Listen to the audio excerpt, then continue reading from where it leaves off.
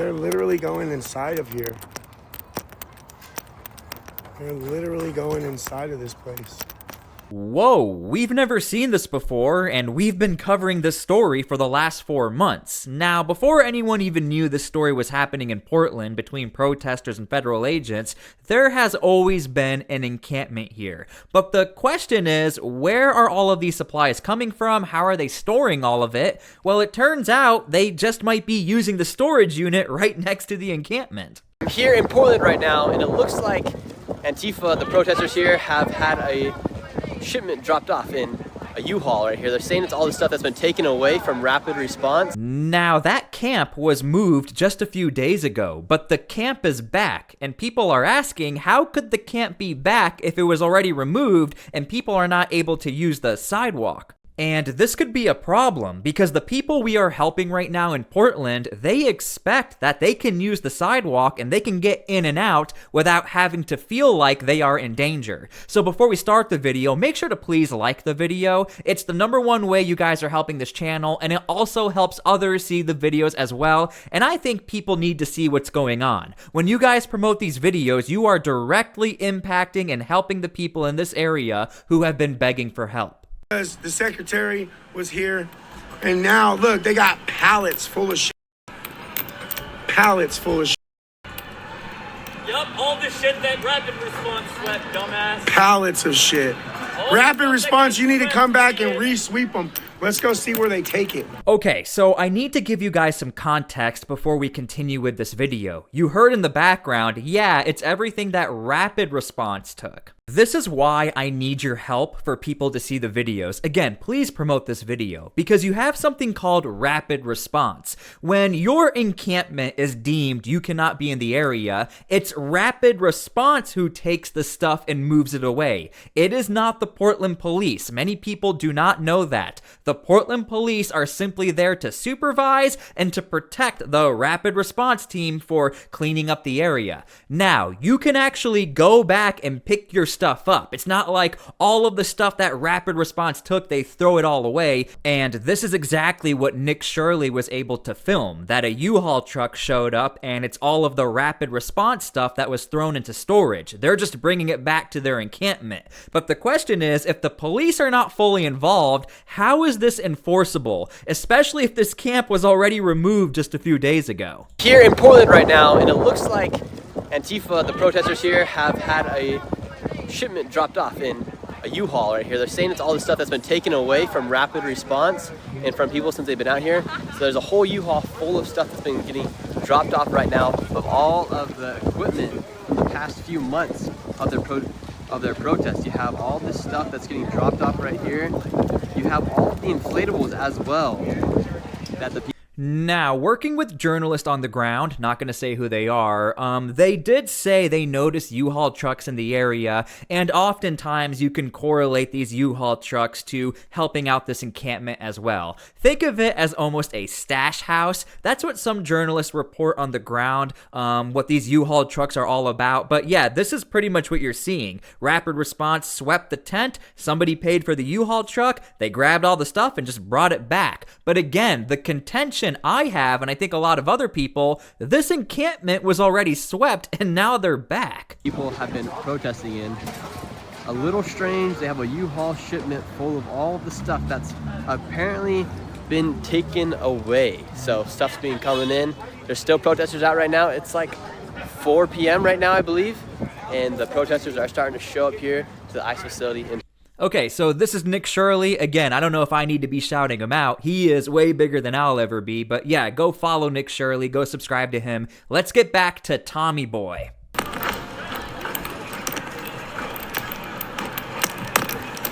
Let's go see where they take it.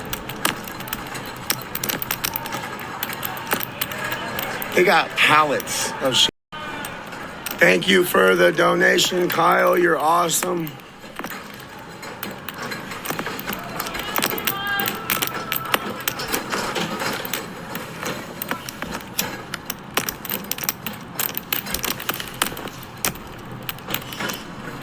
Yes, sir.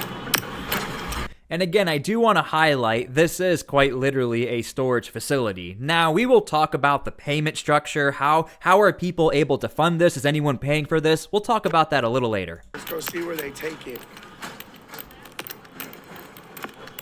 Look, they're going inside here. Look at this. They're literally going inside of here. Okay, that was filmed by Tommy Boy. If you guys want to go give him a follow, he has become quite prominent in this area as far as the live streaming. Now, interesting enough, he has to stand about 200 feet away from the ICE facility, otherwise he will be arrested. But this is where he was standing, and the encampment is right here. The ICE building is right up here. Basically, what you just saw was protesters were bringing some supplies, it looks like, bringing it to this storage facility and then storing their equipment. But the big point of contention, again, is that who is funding this? If the Trump administration is going to refer to these people as Antifa, is there any legality behind this? Is there now going to be an investigation on the South Waterfront heated storage facility? That is the contention people have with this story. Now again, I've been following this story for a very long time. We're able to cross-reference what the local news has to say, even all the way back in July. I'm not going to replay this clip for you guys, we've already played it before, but even back in July, the encampment was removed, and they just come back. The point I'm trying to make here is what rules are enforceable and not enforceable. If an encampment has already been removed and you get your supplies back, why do these people get to keep coming back on that same sidewalk? I mean, that does interfere with people who have a wheelchair or a disability. They're not able to use that sidewalk. So if you haven't already, make sure to please subscribe to my channel, because you're going to get the best updates and the cross-referencing only on this channel, because we've been covering this story for a very long time. We're able to do that. And speaking of cross-referencing, this is the same vehicle we saw in Katie Davis-Court's attack video when she got hit with a flagpole in the eye and there was a getaway vehicle that showed up. This is the same vehicle. Now, this happened 24 hours ago where a friend of the channel, Ryan, was almost hit by this same vehicle.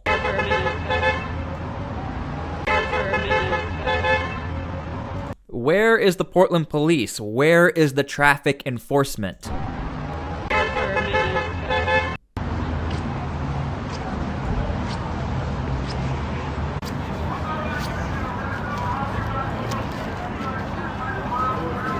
What's up?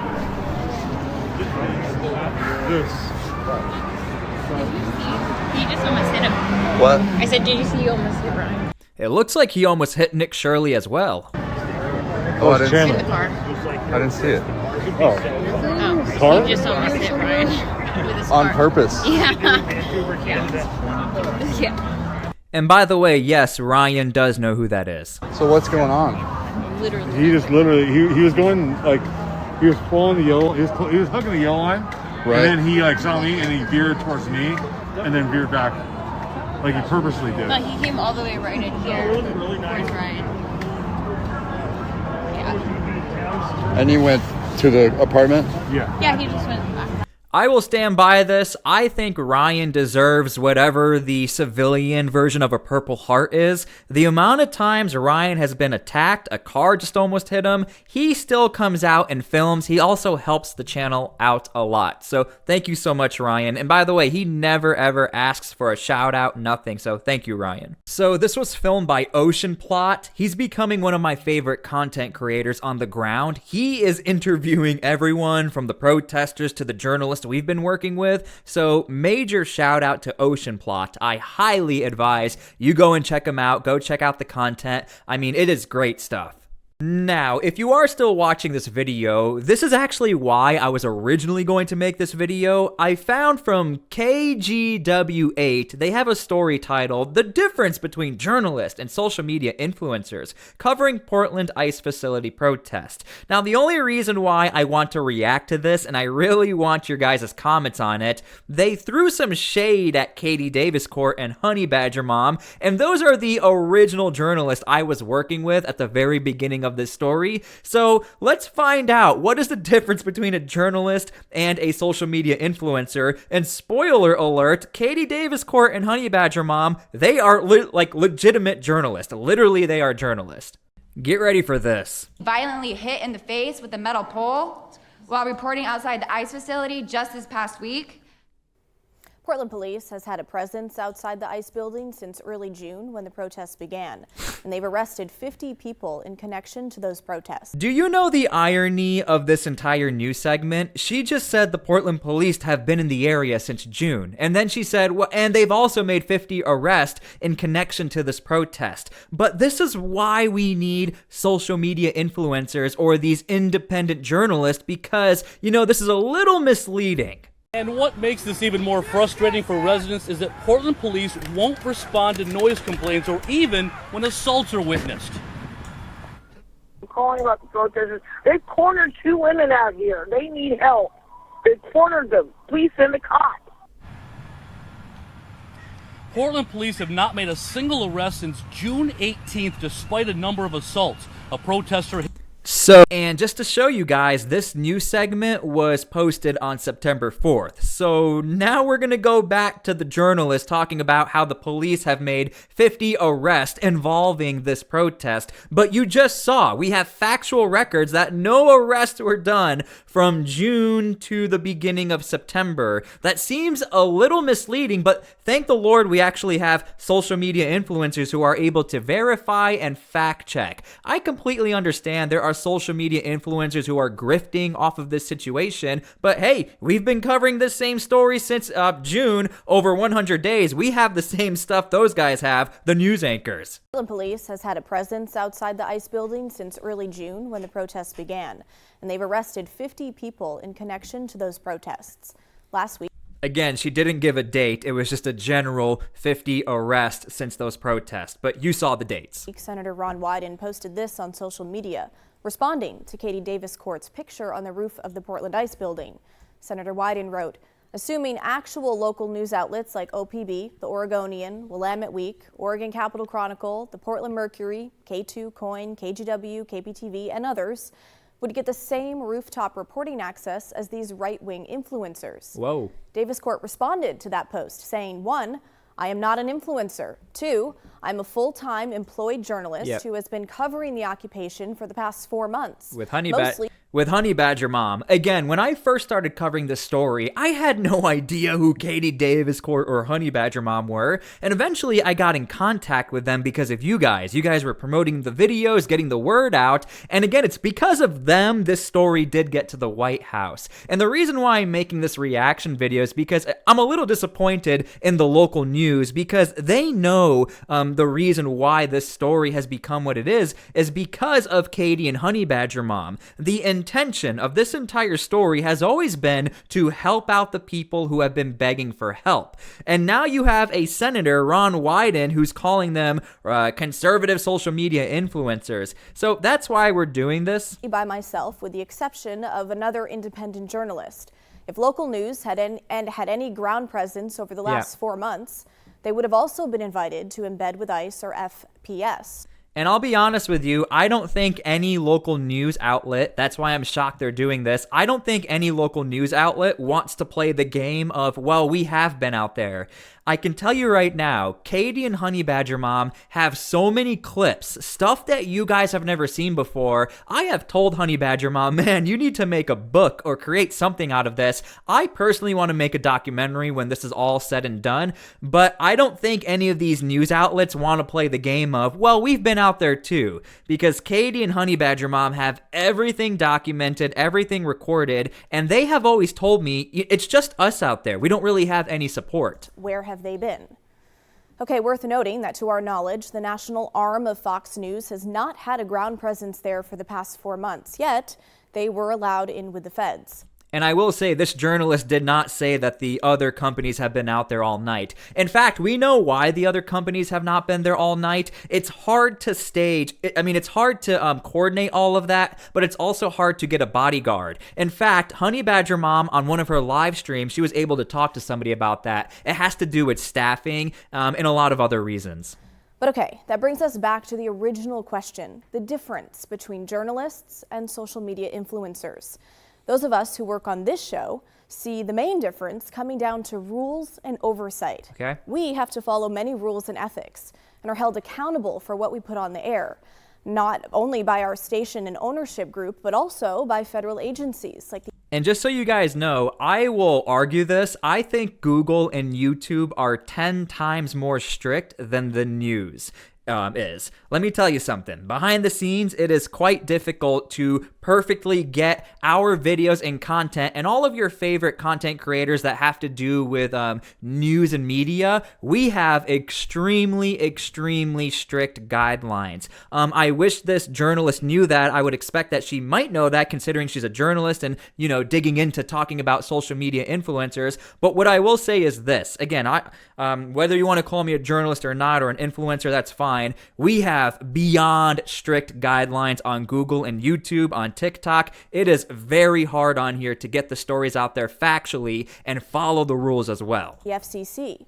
While self-described independent journalists can post their take on a situation with little to no oversight or rules. Not true. So that's how we see it. Okay. This morning, I talked with conservative. And I'd love to have you on my channel, maybe even make you a YouTube account. And a lot of the things these journalists say and do and show in the background, as far as the licensing and possible copyright issues, we all deal with the same exact thing. This is not me standing up for social media influencers who are like grifters and these, they're calling themselves independent journalists. I understand. But one thing I will say is you're going after Katie and Honey Badger Mom, who are journalists. They're not even social media influencers. When I met Honey Badger Mom, nobody knew who she was. She had like no followers. And of course she has blown up now because she has been attacked by the protesters. So I'm just going to leave it at that. I'm a little shocked that they played the whole 50 arrests have been made involving the whole protest. But you just saw from Fox News, actual journalist, where they said, yeah, there's been no arrests since June.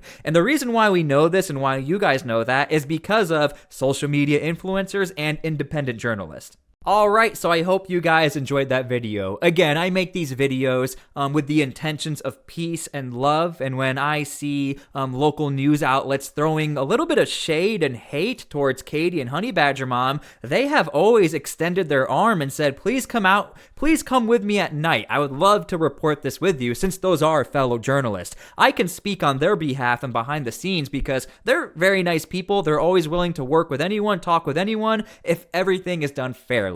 So thank you again for everything. God bless, and we'll see you all later. Please pray for peace. We need that right now.